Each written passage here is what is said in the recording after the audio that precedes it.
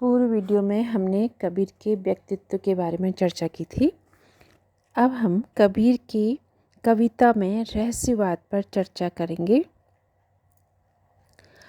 क्योंकि कबीर के लिए कहा जाता है कि कबीर रहस्यवादी कवियों में कबीर का आसन सबसे ऊंचा है। इस विषय में हम बात करते हैं और कबीर के काव्य में रहस्यवाद जो है विभिन्न रूपों में चित्रित हुआ है, इस पर चर्चा करेंगे। मानव ने जब इस विश्व के विस्तृत प्रांगण में अपने नेत्र खोले तो उसने फूलों को खिलते मुस्कुराते, भंवरों को गुनगुनाते, पक्षियों की चहचहाते, नदियों को कलकल करके बहते और आकाश में सहस्त्रों नक्षत्रों को दमकते हुए देखा तो वह कौतूहल और जिज्ञासा से आविर्भूत हो उठा। तब अपनी बुद्धि और ज्ञान के द्वारा इस रहस्यमयी पहेली की इस संपूर्ण संसार का नियामक कौन है को सुलझाने का प्रयत्न किया और वह असफल ही रहा।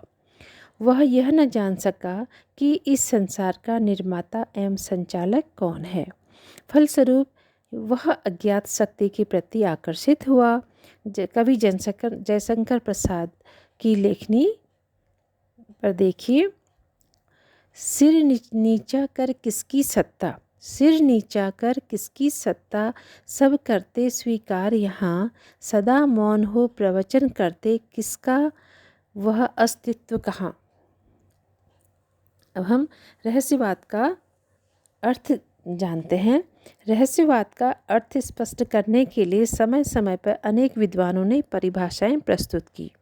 हिंदी साहित्य के विख्यात आलोचक आचार्य रामचंद्र शुक्ल ने लिखा, ज्ञान के क्षेत्र में जिसे अद्वैतवाद कहते हैं, भावना के क्षेत्र में वही रहस्यवाद कहलाता है।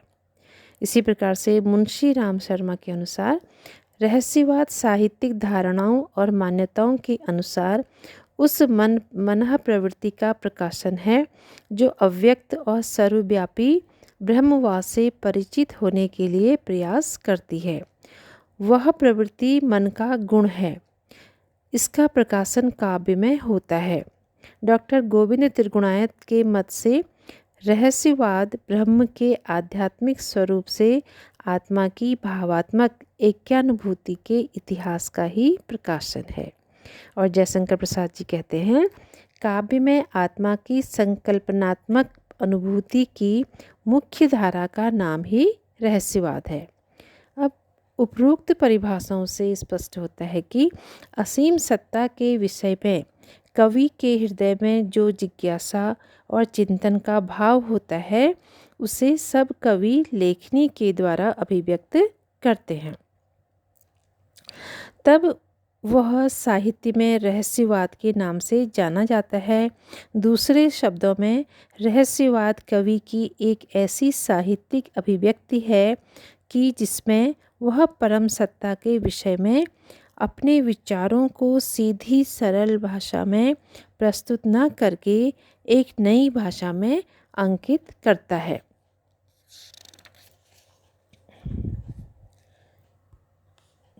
रहस्यवाद के विषय में रामचंद्र शुक्ल ने लिखा है कि रहस्यवाद दो प्रकार के होते हैं, एक साधनात्मक रहस्यवाद और एक भावनात्मक रहस्यवाद।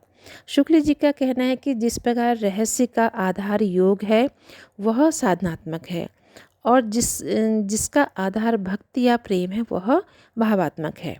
कबीर के रहस्यवाद पर हम चर्चा करते हैं।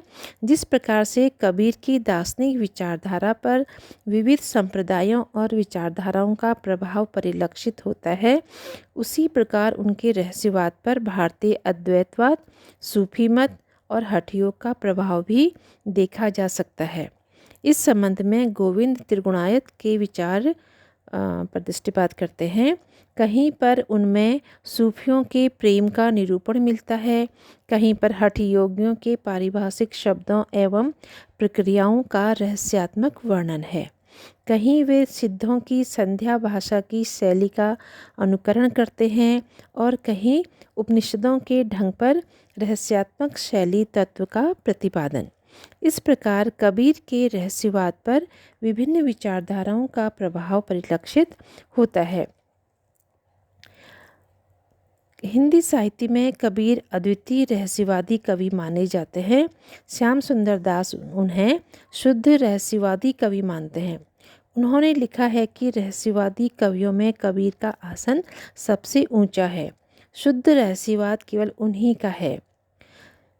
श्याम सुंदर दास जी के ऐसा लिखने का कारण यह भी है कि कबीर ने रहस्यवाद के क्षेत्र में अपनी अद्भुत प्रतिभा से अनेक प्रकार के प्रयोग किए। इसीलिए उनकी कविता में रहस्यवाद के अनेक रूप दृष्टिगोचर होते हैं। उनके काव्य में रहस्यवाद के रूपों का एक संक्षिप्त परिचय हम देखते हैं कि रामचंद्र शुक्ल साधनात्मक रहस्यवाद। रामचंद्र शुक्ल के अनुसार कबीर के काव्य में साधनात्मक या यौगिक रहस्यवाद के दर्शन होते हैं। उन्होंने परम सत्ता से साक्षात्कार करने के लिए अनेक हठयोगी साधनाओं का आश्रय लिया है।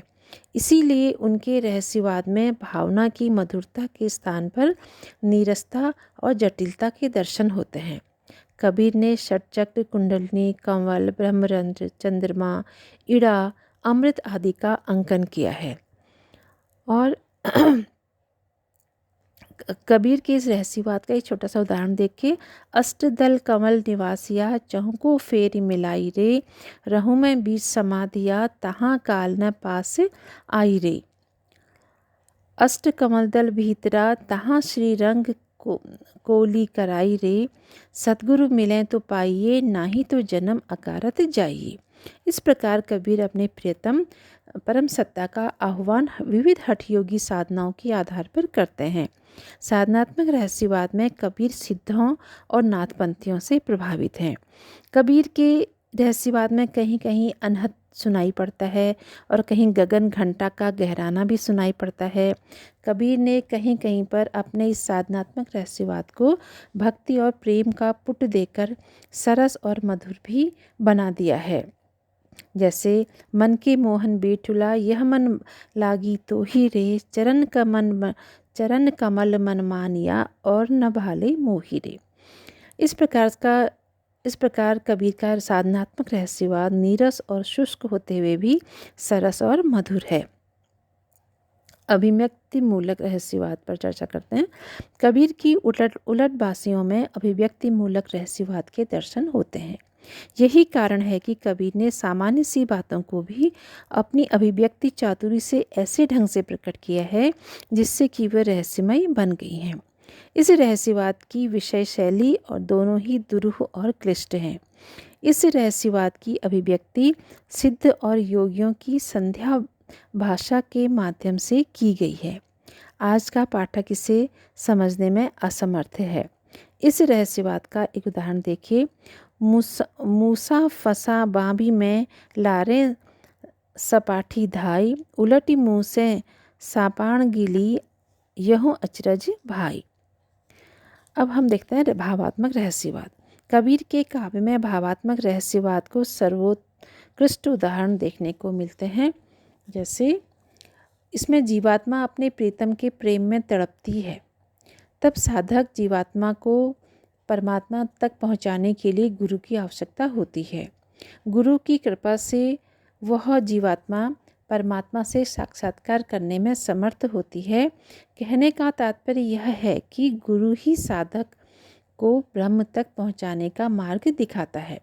तभी आत्मा का प्रिय ब्रह्म से परिचय होता है और तत्पश्चात आत्मा विरहावस्था से मुक्त होकर अपने प्रियतम परमात्मा में उसी प्रकार एकाकार हो जाती है जिस प्रकार पानी पानी में मिलकर एकाकार हो जाता है।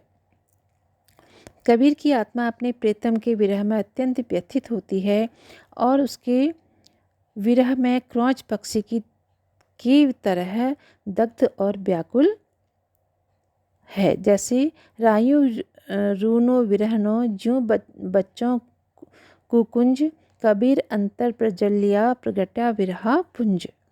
इसी प्रकार से विरह जलाई मैं जलूं, जलती जल हरि जाऊं, मैं देखा जल हरि जलें, संतो कहाँ बुझाऊं। कबीर की आत्मा की विरह वेदना असह्य हो गई। इस वेदना को केवल दो ही जान सकते हैं, जो विरह वेदना से व्यथित है आत्मा, जिसके वियोग में आत्मा तड़फ रही है वह है परमात्मा। इस प्रकार से कबीर की आत्मा प्रिय के दर्शन करना चाहती है। आत्मा अपने प्रिय दर्शन के लिए सब कुछ करने के लिए तैयार हो जाती है।